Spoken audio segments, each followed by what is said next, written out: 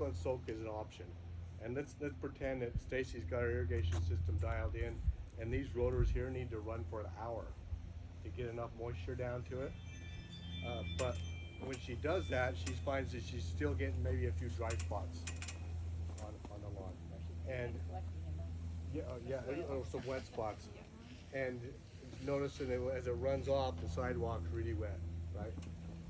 And so, one of the ways we can help control that runoff and still get that hour on the timer for of irrigation is to do what's called a cycle and soak. And so we're shooting for an hour, right? We could break that up into four increments. And so within the sprinkler clock, it'll allow you to set your zones. And now all of a sudden you just set this for 15 minutes, okay? And then you go through all your zones on your house and divide it by 4.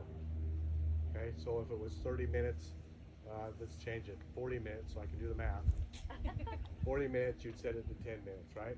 So you'd set all your systems down to a quarter of the time.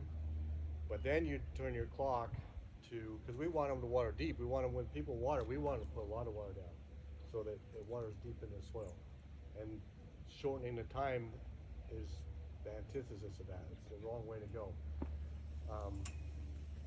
But if you go through it, you set them all to 15 minutes, and so it goes through. You want to set it to so it goes immediately when it follows. It doesn't have to be exactly, but maybe 30 minutes later it pops on again and goes.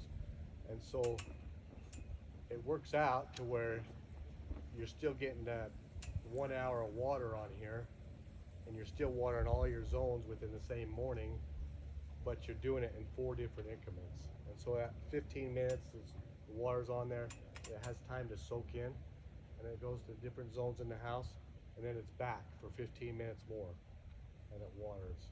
And that's gonna help with runoff.